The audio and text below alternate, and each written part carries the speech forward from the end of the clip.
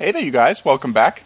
Today we are going to be digging up this Alocasia Borneo giant. It's not so giant right now, but I bring these guys in for the winter. This one is not stored dormant. I find that these Alocasias that look like this don't really go dormant very easily, and sometimes when you try to bring them out of dormancy, they're not as reliable to come out when you want them to come out. So yeah, I grow them through.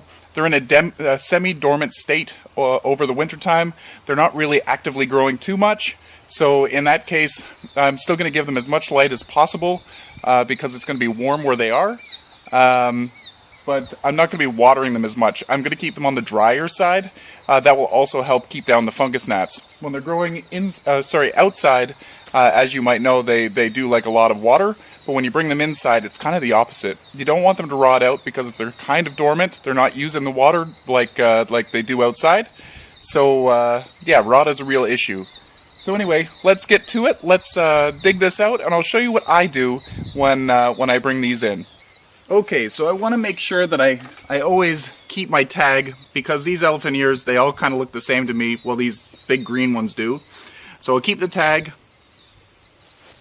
I'm going to get in here nice and close. I don't need a big root system, so we can try to put it in as small of a pot as possible, just breaking the roots as I go around.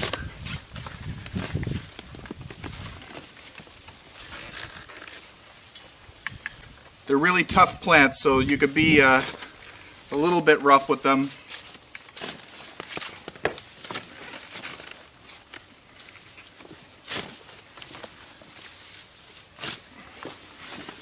There we go. Now what I'm going to do is I'm just going to shake off as much of the soil as I can. I want to get rid of any bugs that are in the soil that I can, because there will be some. Alright, so because I'm removing a lot of the roots, I'm going to also need to remove a lot of the leaves. Otherwise, the plant is going to wilt. It doesn't have the energy to support all the leaf production. So naturally, if I didn't take the leaves off, they would wilt. They would probably yellow and die. But it will grow back. Alright, so here we go. Give it a little shake. There's a nice little root system going on here. So let's go choose a pot and get this planted up. Okay, so I found this pot. Knock out any of the old dirt. It's probably good if you wash this out, but it's not really too important. This pot has been sitting empty for a while. If there was any bugs in there, they've long since died, and I'm just going to make sure that this plant can fit within this pot and have a little bit of space around. Not very much space. It's only a temporary home, only for the next couple of months while it's inside over winter. So it's not like it needs a large expanse to really flourish. Because in the springtime it's going to come back out and it's going to get planted in the garden again. So what I want to do, this is a good enough sized pot. I'm going to go in and I'm just going to clean off all of the dead material, because bugs can live in the little nooks and crannies of all of this dead material. So you're getting rid of a lot of bugs in just doing this. A little bit of cleanup.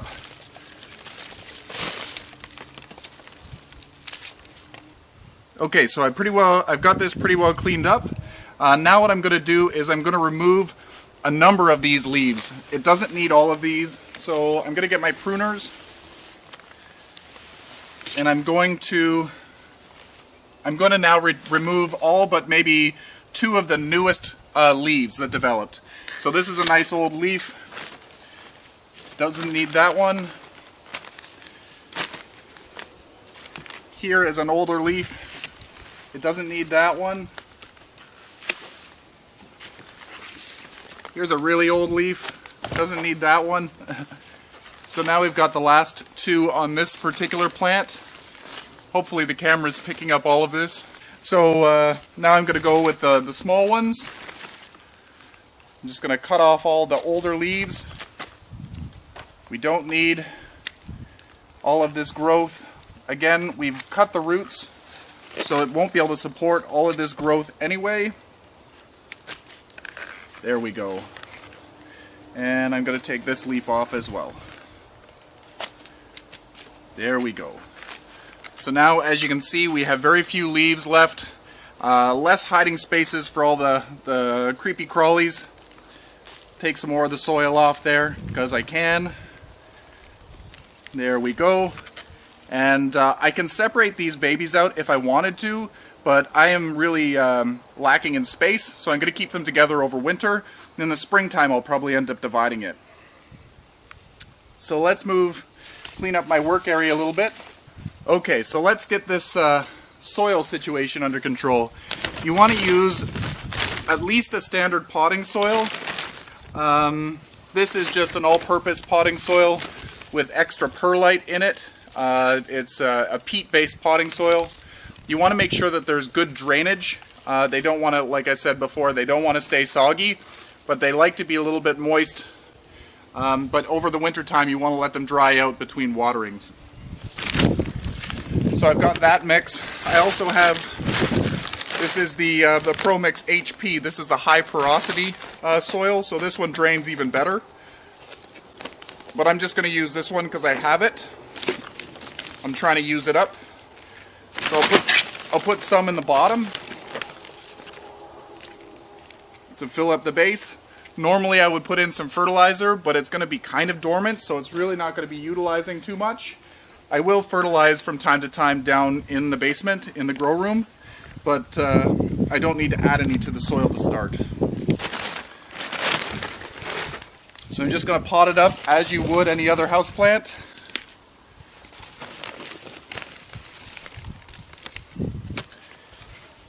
You want to get rid of any air pockets.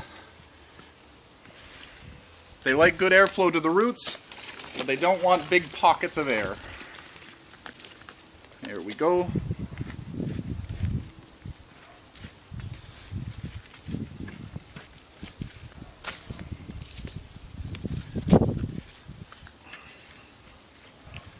There we go. I don't need to fill this 100%. Give it a little bit of a shake. Gets rid of any of the other air pockets that are below that I didn't see before. I don't need to backfill this all the way.